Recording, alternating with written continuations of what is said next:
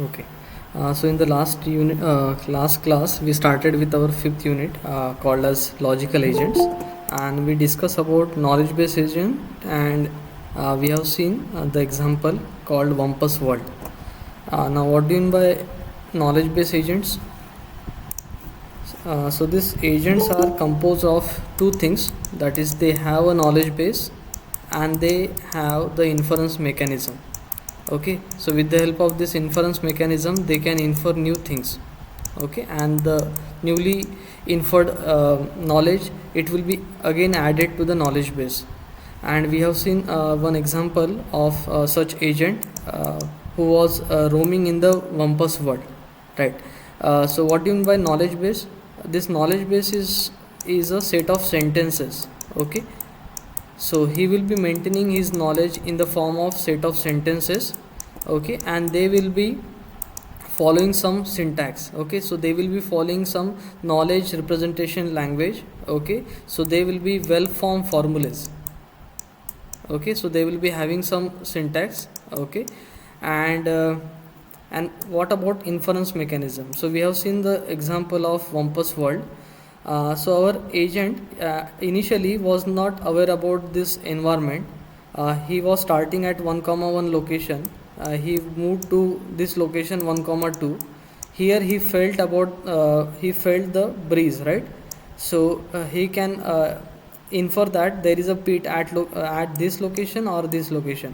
So he came back and then came to this location, and here he cannot feel a breeze, so he can infer that there is no pit at 2,2 location. Okay, so this is known as inference mechanism. Okay, and this is how he builds his knowledge base. Okay, initially he will have only one knowledge, that is there is no pit at 1,1. Okay, this is a negation symbol, and there is no pit at 1,1. Okay, and slowly he will build his knowledge base. Okay, by interacting in its environment. That is regarding knowledge base agent and the Wumpus world. So the agent who was working in this environment was the example of knowledge base agent. So today we are going to talk about logic. So here we are going to discuss two fundamental concepts, that is logical representation. So how to represent our knowledge and how to do the reasoning. Okay, and when you talk about any language will have two components, that is syntax and semantics. So if you consider the English language, so when you write any sentence, that sentence must be written in some by following some syntax, right? And when we say or write any sentence, we can get a meaning from that. So that is the semantic part of the sentence. Okay, and if you consider the mathematics, so if I write this sentence, so this is a valid sentence in mathematics, right? But if I write sentence like this, some random sentence equals to 4, this statement, this sentence has no meaning in mathematics, right? So every sentence must be written in some structured way, right, by following some syntax. And this sentence is true, this is true when the value of x is 2 and value of y is 2, and it will be false when we have x equals to 1 and y equals to 1. These are different possible worlds, right? These are possible combinations of x and y. Okay, there can be another world where we have x equals to 3 and y equals to 1. For this world also the value is true, right? So this is regarding semantics. Okay, so this semantics defines the truth of the sentence, whether it is true or false. So what do you mean by syntax? It specifies the structure of the sentences, and semantics defines the meaning, which it defines the truth of each sentence in each possible world. Okay, so for all combinations of x and y, we can determine all possible worlds. Okay, and what is the value of this sentence in one particular world will be governed by the semantics. Okay, so these two components are very important when you talk about any language. Next concept is called as logical entailment. Okay, so first let us see the example first. Consider our agent is starting at 1 comma 1 and it has moved to this location is 2 comma 1. Okay, so this is 2 comma 1 location, and here he is feeling the breeze. Okay, so which can be represented with this notation. Okay, there is a breeze in 2 comma 1 location. Now by this he can infer that there is pit nearby, right, in a 4 neighborhood. Okay, so then he will come back and he will go here. Now here he is not feeling any breeze, which can be represented by negation symbol 1 comma 2. This is 1 comma 2 location, and from this knowledge, so when you have breeze at 2 comma 1 and when we don't have breeze at 1 comma 2, we can infer that there is no pit at 2 comma 2. Okay, so this is how you can infer new things. Okay, and here you can say that from this sentences you have entailed this sentence. Okay, so here in logical entailment, from the given sentences you derive new sentence.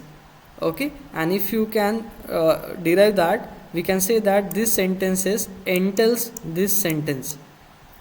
Okay, so a sentence alpha entails another sentence beta if beta is true in all worlds where alpha is true.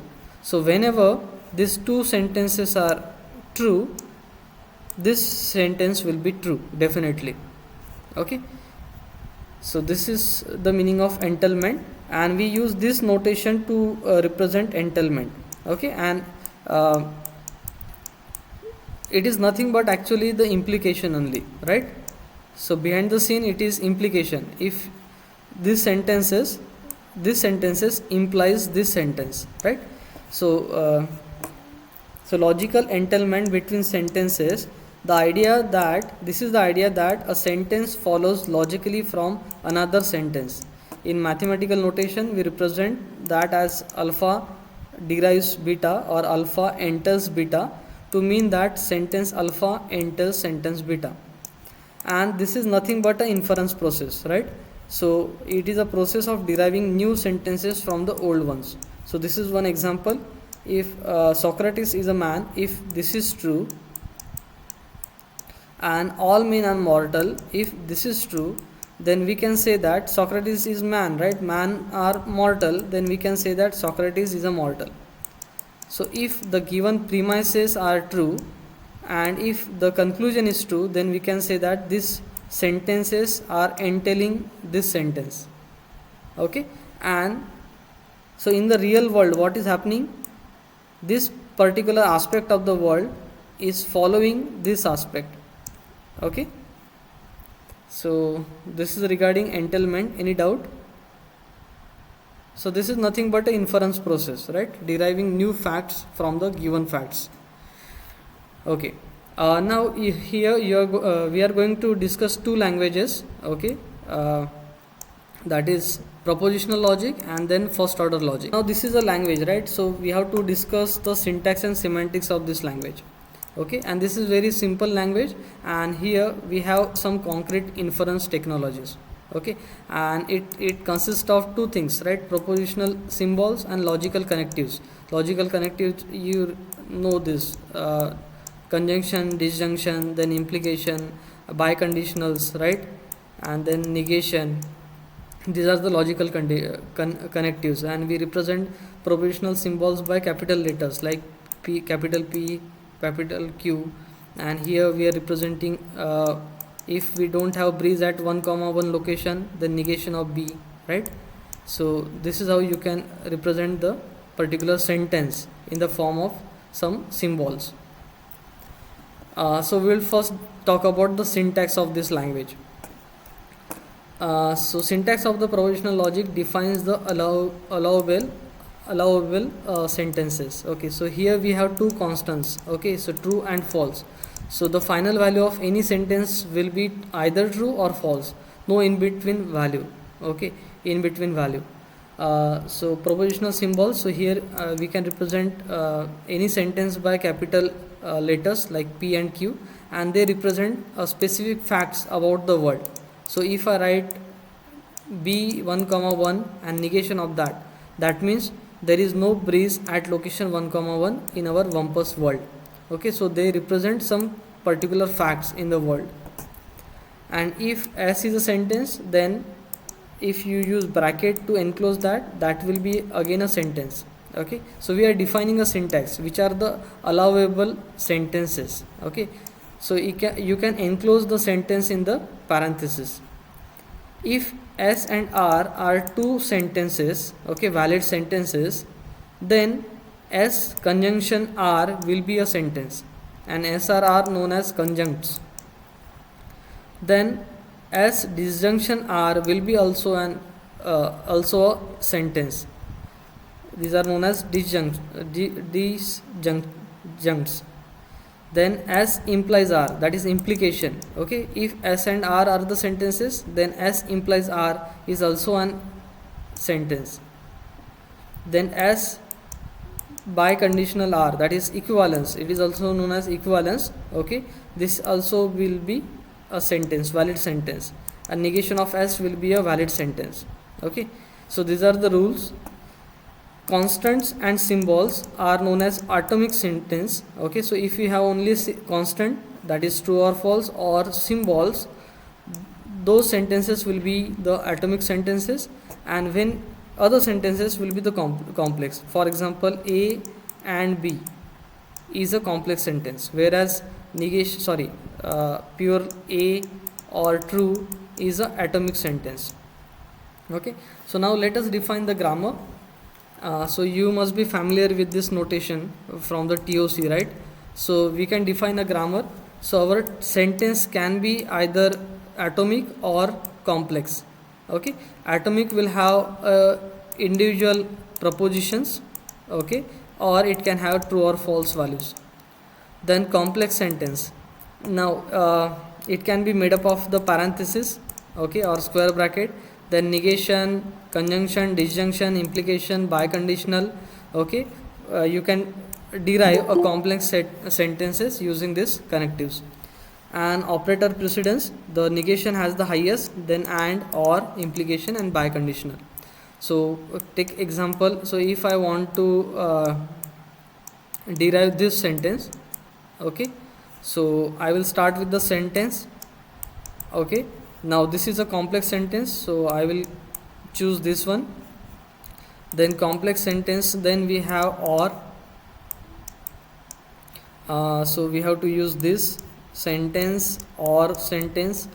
Then first sentence will be replaced by the parenthesis or s, then inner one can be replaced with the conjunction, that is s conjunction s or s. Then this s can be this sentence can be replaced with the atomic sentence. Okay, so we can have atomic sentence, okay, atomic sentence, and or atomic sentence, and then atomic sentence replaced by the actual values, that is p and q or r. Okay, so we have seen the syntax. Okay, all sentences, if you follow this grammar and this notations, then it will be a well-formed formula or well-formed sentence. Okay, so here you cannot derive a sentence like this PR. This is not following the syntax of this propositional logic, right? So you cannot reach to this string using this grammar. Now we'll talk about the semantics. Okay, so now by semantics we can find out the truth of the sentence, right? So it defines the rules for determining the truth of the sentence, whether that sentence is true or false. True means that is truth of the world, and false means falsity of that word. The proposition denotes whatever fixed statement about the world you want, which could be either true or false. Okay, so so if you have a complex sentence, its semantics can be determined using a truth table. Okay, if you have a complex sentence, then its semantics or the truthness can be determined with the help of truth table. So if I have a complex sentence like this, okay, so now using this truth table I can determine whether this is true or false, okay, based on the values of PQR, right? And we know about the truth table. It enlists all the possible combination of these variables P and Q. Now we have two variables and each can have either true or false, right? Two values. So 2 raised to power 2, that is 4 combinations are possible, and which can be seen in this truth table. Okay. So now we can determine the truthness of the complex sentence with the help of truth table. Okay, so now let us build a simple knowledge base. So here we are using these notations. So PXY, P stands for Pete, this W stands for Wampus, B for breeze, and S for stange. Okay, so if the Pete is present at location S, 1, its value will be true. Okay, if Wampus is there at location X, Y, it will be true. And then if breeze is there, the value will be true, and if stange is felt at X, Y, its value will be true. That means if we don't have breeze as location 1, 1, it can be represented with this notation. Okay, so now let us build the knowledge base. So our agent is starting at location 1, 1, and there is no Pete, so statement 1 is added in the knowledge base. Now at that location, if breeze is felt, that means, okay, so location, let me draw the location.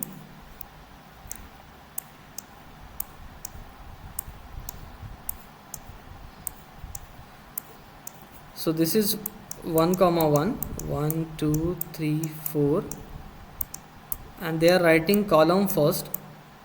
Okay, this is 1, 1, this is 1, 2, this is 1, 3, this is 2, 1, 2, 2, 3, 1, 3, 2. Okay, this is a partial knowledge base. So here we have considered only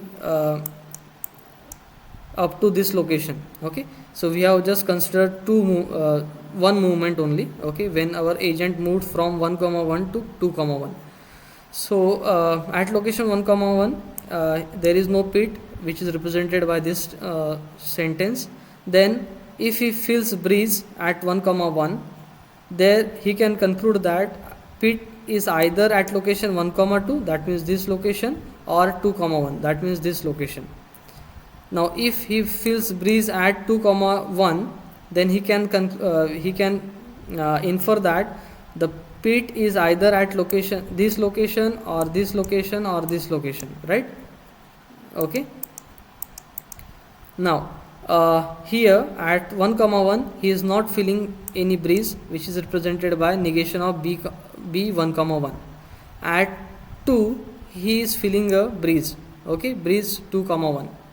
Now how we can entail new sentence from this knowledge base? Okay, so can we determine whether this sentence is entailed by our knowledge base? Okay, so how to infer that? So we can build a truth table, right? So how many variables we have considered? 1, 2, 3, 4, 5, then 6 and 2, 2, that is 7. Total 7 variables are used till now. So there will be 2 raised to power 7, that means 128 entries in the truth table. Okay, so here I have shown the variables. The starting we are starting with all false, and we are going up to all truths. Okay, so now here we have to find out for which combination we have true for all the sentences. Okay, and for this 128 entries we have true values for 3 combinations only, for 3 sentences. Okay, so our knowledge base will be true when we have true values for all the sentences. Okay, so KB is true if R1 through R5 are true. Okay, so for other, our knowledge base is false. Okay, now how to determine this? Okay, p1 comma 2. Now let us see the value of p1 comma 2 in our knowledge base. Okay, so p1 comma 2 is false for every sentence, every valid sentence. Okay, p1 comma 2 is false, that means negation 1 comma 2 will be true, right? Okay, so that means this is entailed by our knowledge base. And what is the meaning of this? 1 comma 2, 1 comma 2 is this one, right? This location, there is no pit at 1 comma 2, that is true, right? Negation p 1 comma 2 represents what? There is no pit at 1 comma 2, which is true, right? So this is known as the inference mechanism, okay, or entailment. Now this fact will be added in our knowledge base, and we have this algorithm, but this we will discuss in next lecture, and I hope this is sufficient for today. So what we discussed today, so any language will have two parts, that is syntax and semantics. Syntax specifies the structure of the sentence, how sentences can be framed, and semantics is used to determine the truthness of the sentence. Okay, it defines the truth of each sentence.